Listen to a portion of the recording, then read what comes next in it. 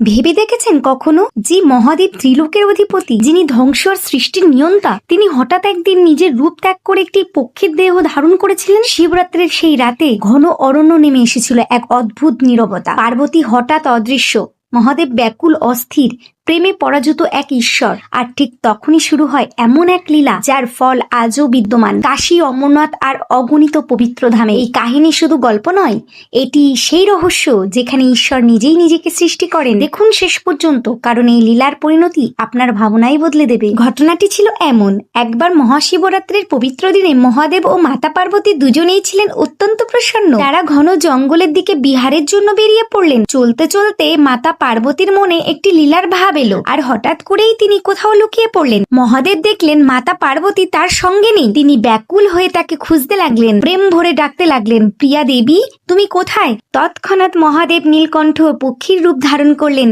এবং আকাশে উড়ে গিয়ে নিজের মধুর কণ্ঠে মাতা পার্বতীকে খুঁজতে লাগলেন। সেই সময় মাতা পার্বতী একটি কোমল ফুলের ভিতরে লুকিয়ে পড়েছিলেন।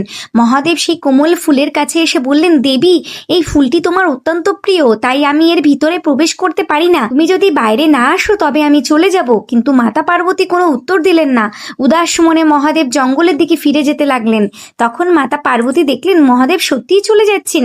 তিনি কোমল থেকে বেরিয়ে চুপি চুপি তার পিছনে হাঁটতে লাগলেন। হঠাৎ মহাদেব পায়ের শব্দ শুনে থেমে গেলেন। তখন মাতা পার্বতী বললেন, প্রিয় স্বামী আপনি কোথায় যাচ্ছেন?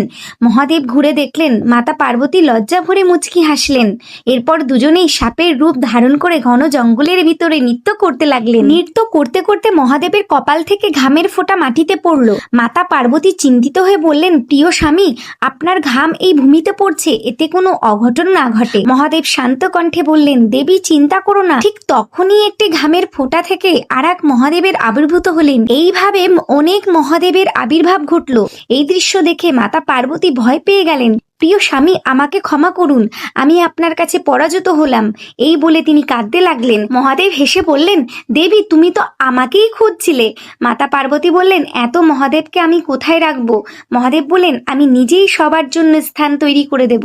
বিশ্বনাথ, অমরনাথ এবং অন্যান্য পবিত্র তীর্থস্থানে আমি নিজেরই রূপ বিরাজ করব। সেই সব স্থান চিরকাল পবিত্র থাকবে, কারণ সেখানে আমারই অংশ প্রকাশ পেয়েছে।